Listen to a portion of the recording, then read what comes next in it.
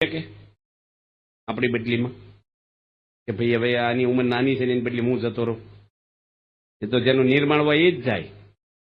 તેમ ફેરા ફરતા હો અને પછી દુખાવો કે તાવ સડી ગયો હોય, 2 ફેરા ફેર્યા લગ્નમાં, અને એમાં હવે કયો ભામણો મારું પેટમાં બધું દુખે ને 2 બાકી તું ફરી લેજે. હવે હાલે? એ તો ઉચકીને ફેરવે. તો આપણે જ કરવું પડે. ભોજન, ભજન, મરણ અને પરણ, આ 4 વાત આપણે કરવી પડે. ભોજન આપણે કરવું પડે, ભજન આપણે કરવું પડે. આપણે કોકને કહીને મંદિર આવતો અમારો બાબો આવે છે, તમારો બાબો રોહડમ જાત તેમ વાયરો ખાવ ને. તમારો બાબો આવે તમને જ કરવાનું, છોકરો નિહાળી જાય તમને વાંચતા આવડી જશે. આ કરવું જ પડે બધા ગયા. અમે સંતો છીએ, અમે બધા નિયમ પાડીએ છીએ, અઘરું તો છે જ. આ માર્ગ તો તરવાલની ધાર ઉપર હાલવા જેવો છે. હરીનો માર્ગ છે સુરાનો નહીં, કાયરનું કામ જો ને. પ્રથમ પેલું મસ્તક મૂકી વળતી લેવું નામ જો ને. આ કાયરનો માર્ગ નથી, સુરવીરનો માર્ગ છે. અઘરો છે.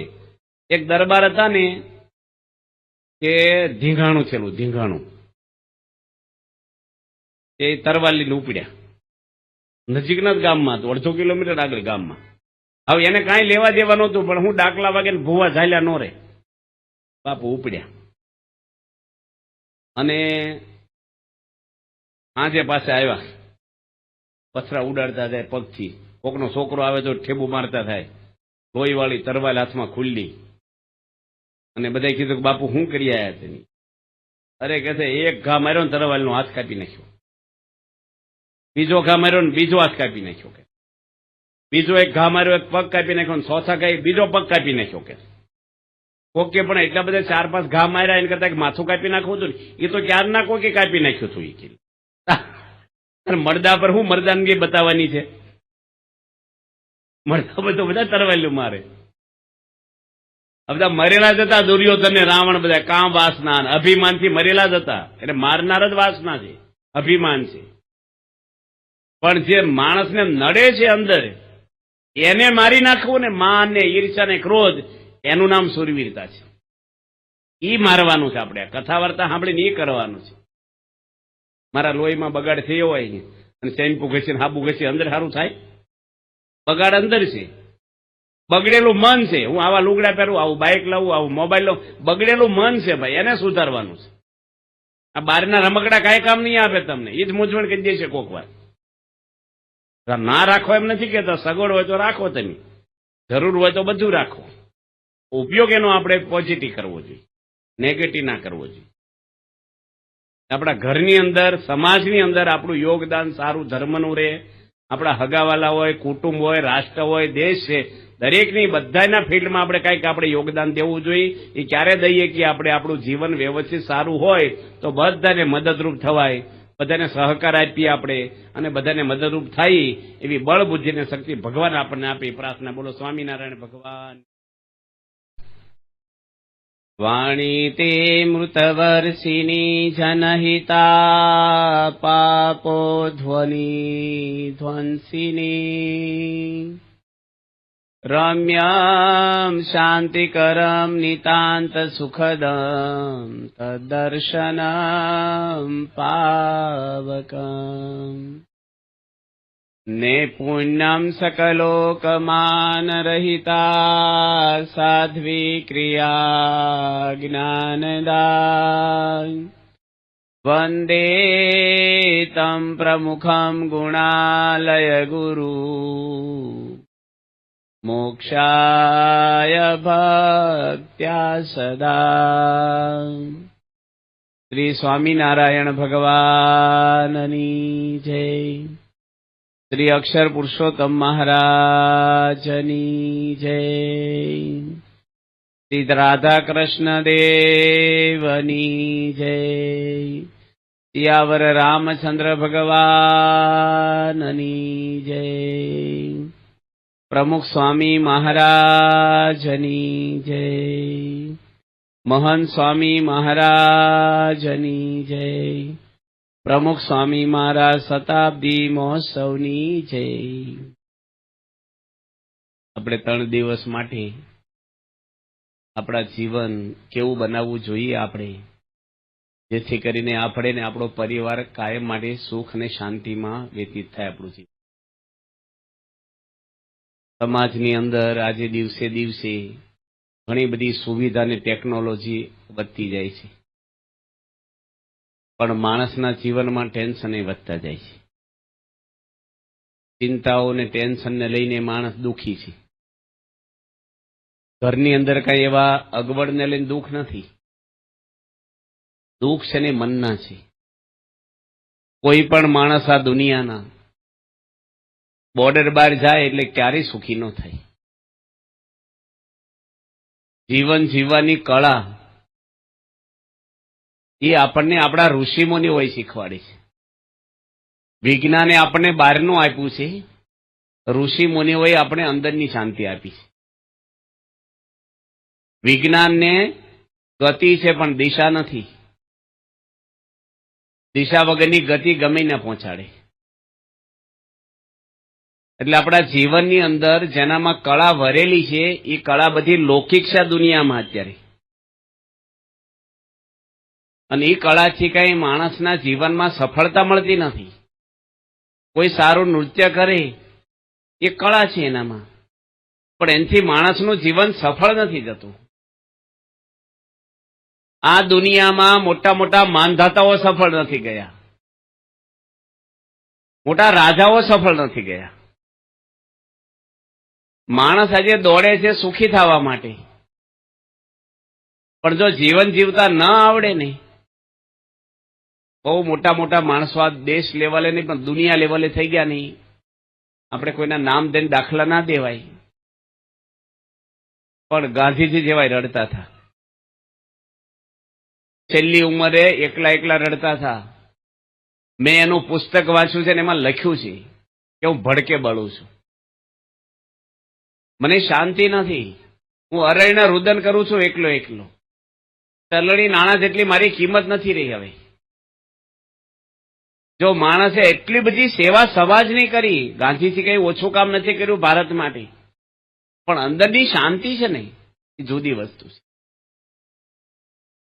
વિવેકાનંદ સ્વામી જેવા પણ લખી ગયા છે કે દુનિયા માટે ઘણું કર્યું પણ મારા કલ્યાણ માટે કર્યું હોત તો ઘણું સુખી હતું. દુનિયામાં સફળ કોણ ગયું છે? જેને ઘેર કાંઈ નથી ને સફળ ગયા. અને બધું મેળવેલું હોય ને તો એ માણસ હતાશા, નિરાશા બહુ બધાને જોયા છે આપણે જીવનની અંદર. અમેરિકા દેશ આજે એકદમ સુપરફાસ્ટ દેશ કહેવાય. સુપરફાસ્ટ એજ્યુકેશન ત્યાં બહુ જ છે, સગવડ સુવિધા બહુ છે, પણ ભેગા રહી નો કે બોલો, હવની રીતે હવ રે. ઓછામાં ઓછા 5 વાર લગ્ન થાય ત્યારે જીવન પૂરું થાય છે. બધે 20 વર્ષ ભેગા રહે તો સરકાર એવોર્ડ આપે ને ઇનામ આપે. આપણે ત્યાં ખુરશીવાળા બધા ઇનામ લઈ આવે. હેઠે બેઠેલાનો વિશ્વાસ ના આવે બહુ આપણને. એટલું બધું એ અમેરિકા છે, 500 ટન ઊંઘવાની દવા ખાય છે. આ તો કેટલા વર્ષો પહેલા મેં ગયા ત્યારે અમને કીધું છું, ત્યાંના મોટા મોટા ડોક્ટરોએ 500 ટન ઊંઘવાની ટેબ્લેટો ખાય છે દેશમાં રોજની. માણસને ઊંઘ ક્યારે ના આવે? આપણે અહીં જાગવાની દવા દેવી પડે, ઘણે તો કથામાં જ જામી જાય. ભૂખ્યા છે બધા, એ કાંઈ નહીં. યોગી મહારાજ એક વાત કરતા કે 2 વેપારી હતા ને, એ ગાડી લઈ 4 વ્હીલ અને એ ગામડામાં ઉઘરાણી જતા હતા.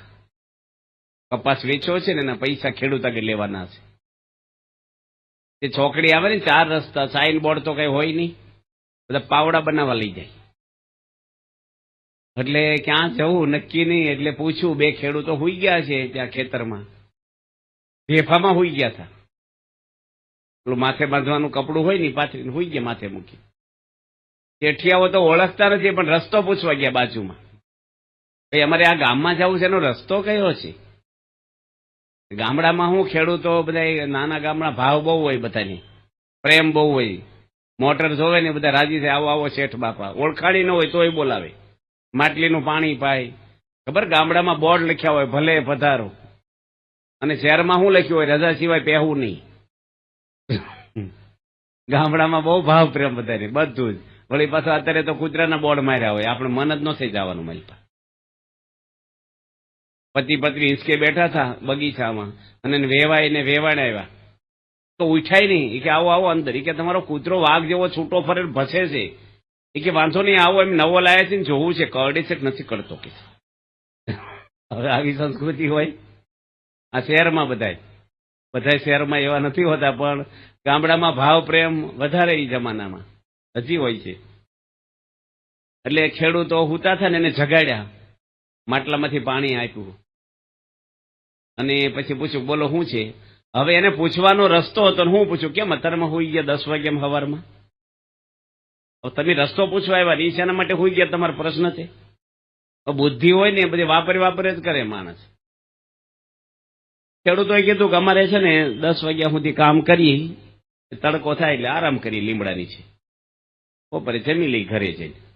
જમીન બહુ છે અમારે તો, પાણીના બોરે છે, પાણી ખૂટતું જ નથી. કે વધારે કમાવ નહીં કે એટલું બરાબર છે. અરે વધારે કમાવ તો શું થાય? ખેડૂતો કે બંગલા બને, પછી ગાડીઓ આવે, પછી શું થાય? એસી નખાવો ઘરમાં, ફર્નિચર કરો, પછી શાંતિથી આરામ કરો. કે અમે શાંતિથી જ આરામ કરતા હતા, તમે જગાડ્યા અમને. આવી દખલ શીખવાડશો નહીં ખોટી. કે અમારે એમને ઢેફામાં ઉતા જ આવી. સુખ છે ને માણસને અંદરથી આવે છે. દુનિયા આખી ફાફા મારે સુખ માટે. આવા કપડાં પહેરું ને આવો ખોરાક ખાવું ને આવી ગાડી લાવું. ભાઈ એ કાંઈ તાઇફામાં આનંદ નથી. સબરીબાઈને આનંદ હતો ને એટલો ઇન્દિરા ગાંધીને નહોતો. 22 વર્ષ વડાપ્રધાન થયા તો રાવણને નહોતો. સોનાની લંકા કહેવાય ને, કેટલું બધું જીવો માણસ. 1,80,000 વર્ષ જીવો. આપણે તો હજી 60-70 વર્ષમાં શું કે દોરી ખેંચી લો. હવે રાવણ એટલું બધું જીવો ને તો શાંતિ મળી નથી એને. આવડતા ઘણી બધી હતી એને, અને કેટલી સમૃદ્ધિ એની આગળ. યમરાજાને બાંધી દે આવો રાવણ, ત્રિલોકીનો રાજા, પણ કોઈ નામ પાડે? બ્રાહ્મણ હતો, રાજા હતો, વેદ ભણેલો હતો. કોઈ સભા મોડા આવે ને તેમ કહો કે આવો આવો રાવણભાઈ અહીં બેહો, તેમ ગાળું દે આપણને. રાવણભાઈ કહો મને, રાવણની એલર્જી થઈ ગઈ બધાની. પૈસા હતા એને કે મનની શાંતિ નહોતી. સીતા માતાને લંકામાં લાવ્યો રાવણ, પછી એક દાડો શાંતિથી ઊંઘ નથી આવી એને. કઈ વરદાન માંગ્યા અને રામને સીતાને જંગલમાં મોકલ્યા, પછી કઈને એક દાડા શાંતિથી ઊંઘ નથી આવ્યું પેલેસની અંદર, રાજમાં. અને સીતા માતા સટાઈ ઉપર આનંદથી જીવન ગાળ્યું છે. શાંતિને સુખ અંદરથી આવે છે. ગીતામાં શ્રી કૃષ્ણ ભગવાન કહે છે કે જેનું મન સ્થિર છે, પવિત્ર છે, શુદ્ધ છે, એને ક્યારેય દુઃખ ન આવે. આનંદ મનથી આવે છે. કોઈ વસ્તુ વ્યક્તિથી આનંદ ક્યારેય મળે નહીં કોઈને. અંદરનો આનંદ કોઈ લઈ ન જાય આપણો, એ કાયમ રહે. એટલે જીવનમાં સફળ જવું હોય ને, કોઈ રસ્તો આ દુનિયા પર છે જ નહીં. યાદ રાખજો તમે. ગમે તેટલું કરો તમે, તમને મોટપ મળશે, સન્માનો મળશે, તમને હોદ્દાઓ મળશે, શાંતિ નહીં મળે.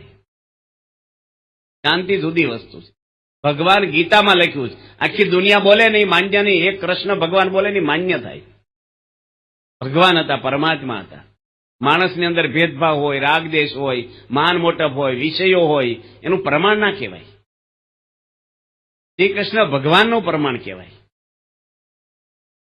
ભગવાન બોલે સત્ય. જો મહાભારતમાં એક પ્રસંગ આવે છે કે જયારે લડાઈ પૂરી થઈ અને છેલ્લે શ્રી કૃષ્ણ ભગવાન વિદાય થતા હતા, ત્યારે અશ્વસ્થામાં દ્રોણાચાર્યનો દીકરો કેવા કામ કર્યા છે કે ઉત્તરા જે અભિમાન્યુની પત્ની હતી, અભિમાન્યુ લડાઈમાં મૃત્યુ પામી ગયેલા છે, અર્જુનના દીકરા હતા. એની પત્ની ઉત્તરા, એના પેટમાં એક બાળક હતો. આ માણસની હલકટ એટલી છે કે પાંડવોનો વંશ નો રહેવો જોઈએ, અને બ્રહ્માસ્ત્ર છોડ્યું એના ગર્ભની અંદર કે બાળક મરી જાય. એટલું નિર્દય કામ વ્યક્તિએ કર્યું છે. કોનો પુત્ર છે? ગુરુનો, પાંડવોના ગુરુ દ્રોણાચાર્યનો દીકરો, શાસ્ત્ર ભણેલો છે. અને શ્રી કૃષ્ણ ભગવાન પોતે એ વખતે ઉત્તરાની આગળ ગયા. કુંતી માતા રડે છે દ્રૌપદી રડે છે કે પાંડવોનો વંશ આના પેટમાં છે, ભારતનું ભવિષ્ય આના પેટમાં છે. જે રાજા પરીક્ષિત નામે બહાર આવ્યા છે, એ ભારત દેશના રાજા હતા પરીક્ષિત. શ્રી કૃષ્ણ ભગવાન એ વખતે બધાની વચ્ચે કેવો શબ્દ વાપર્યો કે હું જીવનમાં ક્યારેય જૂઠું ન બોલ્યો તો બ્રહ્માસ્ત્ર પાછું વળી જાય. હવે મહાભારતની લડાઈમાં ભગવાને કેટલાને મરાવ્યા છે? ભગવાન કે મારા ચારિત્રમાં કોઈ ફોલ્ટ ન હોય તો બ્રહ્માસ્ત્ર પાછું વળી જાય, મેં કોઈ ખોટું કામ કર્યું ન હોય. અને બ્રહ્માસ્ત્ર ભગવાને પાછું વાળ્યું અને પરીક્ષિતનો જન્મ આપ્યો. એ પરીક્ષિત રાજા જ્યારે પાંડવો જરાસંઘ જોડે યુદ્ધ કર્યું, આપણે જીવનની સફળતાની વાત કરીએ છીએ. યુદ્ધ કર્યું જરાસંઘ ને એ બે ફાડિયા જન્મેલા શરીરના બે ભાગ વચ્ચેથી, અને જરા નામની એની દાસી હતી ને એની બેને ભેગા કર્યાથી જીવતો થઈ ગયો. શાસ્ત્રમાં છે ને સંશય નહીં કરવાનો, આ બધી કથાઓ લખેલી છે.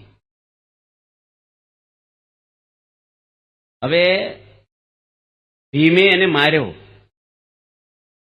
અને એનો મુંગટ હોનાનો હતો ને એ ભીમ પોતે લઈ આવ્યા પાંડવો અને એના પટારામાં મૂકેલો. રાજા પરીક્ષિતને જયારે રાજાભિષેક કર્યો, કારણ કે પરીક્ષિત રાજા છે ને એને રાજ આપીને પાંડવો સ્વર્ગારોષણમાં જતા રહ્યા. એ રાજા પરીક્ષિત પટારાનો જૂનો મુંગટ જરાસનનો લાવેલા જે ભીમ એ માથા પર ચડાયો અને જંગલમાં ગયા રથ લઈ. જો સુવર્ણની અંદર કળયુગનો વાસ લખ્યો છે, ભલે તમે પહેરો એનો વાંધો નહીં, પણ કળયુગ લઈને ફરીએ છીએ એટલું યાદ રાખવાનું બધે, કારણ કે ભાગવતમાં લખ્યું છે, ત્રીજા સ્કંધમાં લખ્યું છે. એ પરીક્ષિત રાજા જતા હતા ને ત્યારે એક માણસનું એની દ્રશ્ય જોયું કે ગાય છે ને એને એક ભાઈ મારતો હતો અને બળદના 3 પગ તોડી નાખ્યા. એની એક પગે બળદ ઉભો છે, એને પણ તોડી નાખવા માણસ તૈયાર હતો. પરીક્ષિત રાજાએ જોયું કે મારા રાજ્યની અંદર આવો અધર્મ કોણ કરે છે, એની બાણ ઉગામ્યું. એ પોતે કળજુગ હતો. કૃષ્ણ પધાર્યા કેળાની વાત શ્રી ભાગવતે ભાખી. ભગવાન પોતે જયારે ધામમાં ગયા કૃષ્ણ, એ જ વખતે કળજુગ આ પૃથ્વી પર આવી ગયો. કળજુગની આવડતા છે 4,32,000 વર્ષ. હજી એને 5,000 વર્ષ થયા છે. શિશુ મંડળમાં છે, હજી ઘોડિયામાં. ઓકે ને, હળાહળ કળજુગ આવી ગયો. હજી તો કિશોર ને યુવાન થશે ને તારે જીવતા નહીં આવડે આપણે.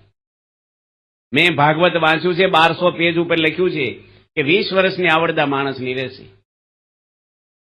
પેલા માણસો 100 વર્ષ જીવતા, તમારા ગામમાં 100 વર્ષના કેટલા છે? હવે ડોક્ટરને ઘરની દવા તો 100 વર્ષ નથી જીવતા. આવડતા તો ફટ દઈને જતી રહેશે માણસની.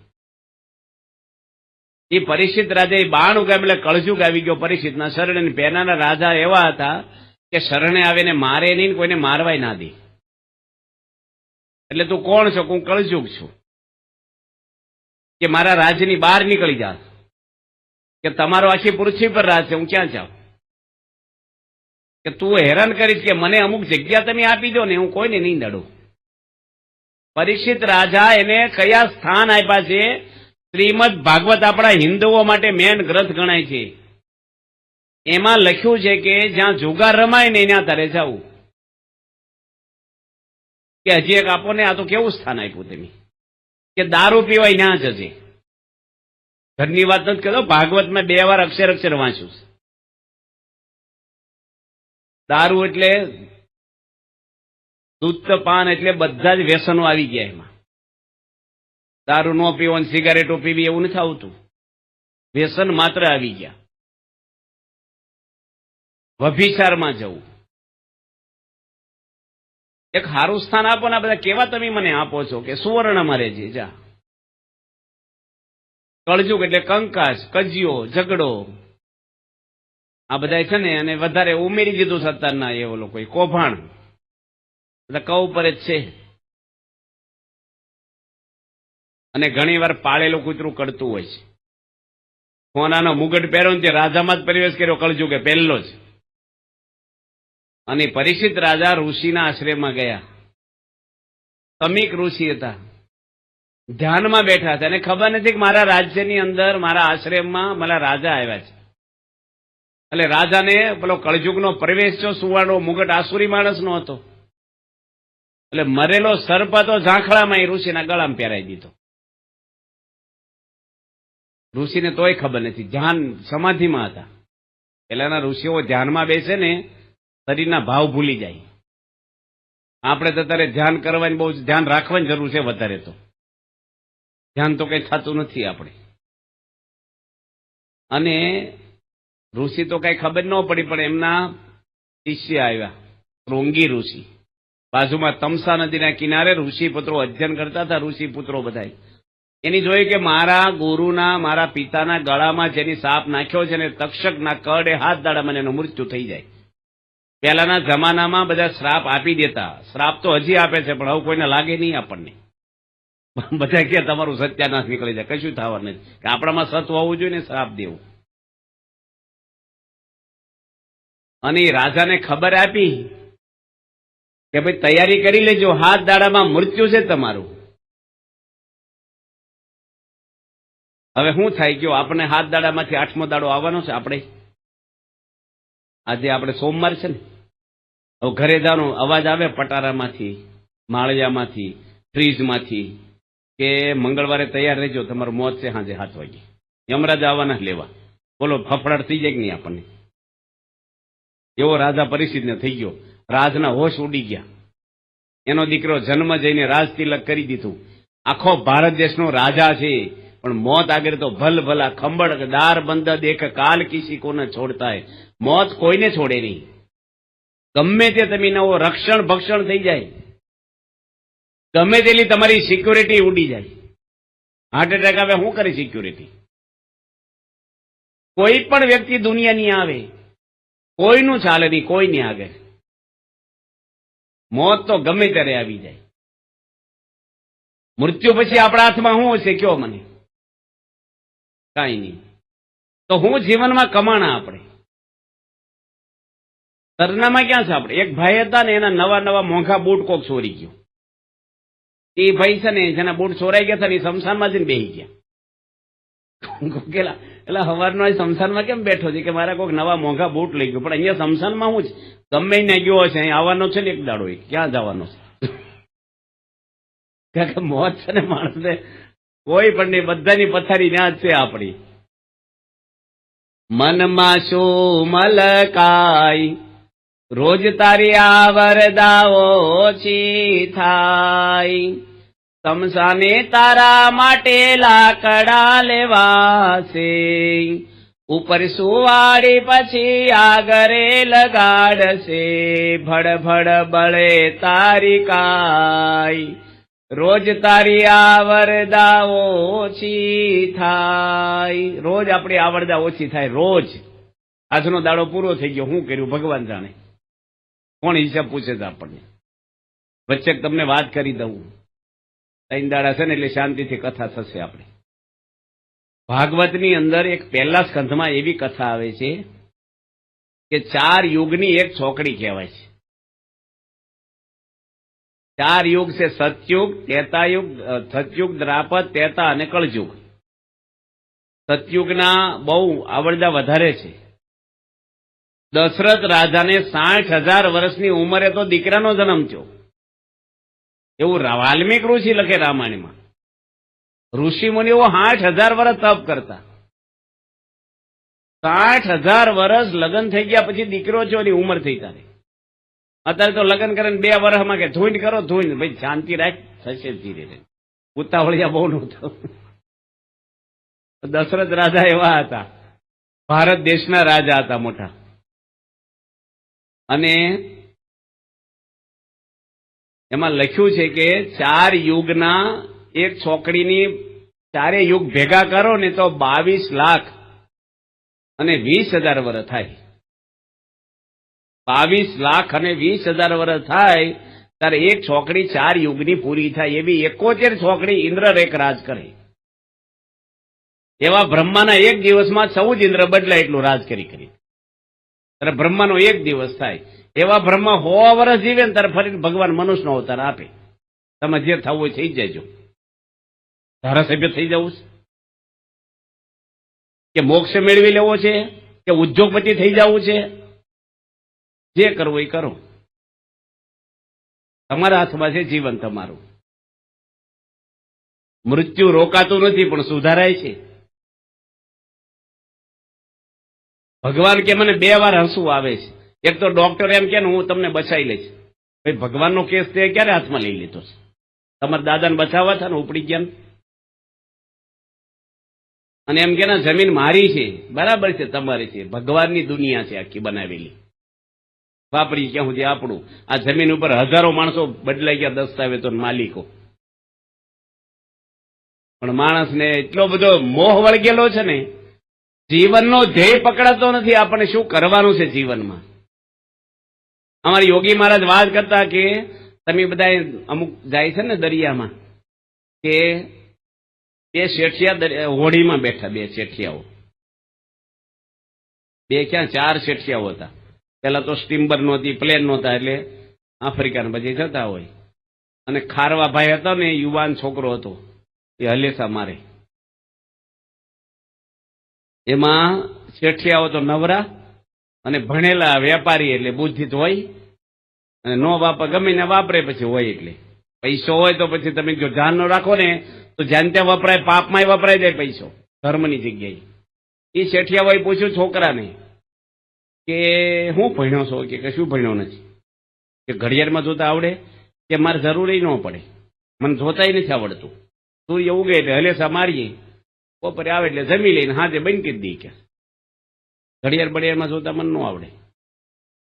અત્યારે તો ભરવાડો કોમ્પ્યુટર ચલાવે શીખી. અને તને ઘડિયાળમાં જોતા નથી આવડતું, તારી અડધી જિંદગી પાણીમાં ગઈ. કે એમાં છે ને ખડક આવેલું દરિયામાં, અણીવાળો પાણો, હોડી જોડે ફટકાણો જોશ થી આવડું ગાબડું પડી ગયું હોડીમાં. એ પાણી મળ્યું ભરાવા. તે પેલા ખારવા ભાઈ પછી શેઠિયાઓને તરતા આવડે છે ભાઈ તમને? કે ના. એ કે મારી અડધી પાણી ગઈ ને તમારી આખી જવાનું છે હવે અંદર. ગાતા વાતા શીખ્યો સર્વે સૂર મેં, એક રામ નામ બોલતા ન શીખ્યો તો શીખ્યો સર્વે ગયો ધૂળ મેં. બધું જીવનમાં કર્યું, પણ જો ભગવાનનું શરણું નથી લીધું, જીવનમાં કાંઈ કર્યું નથી.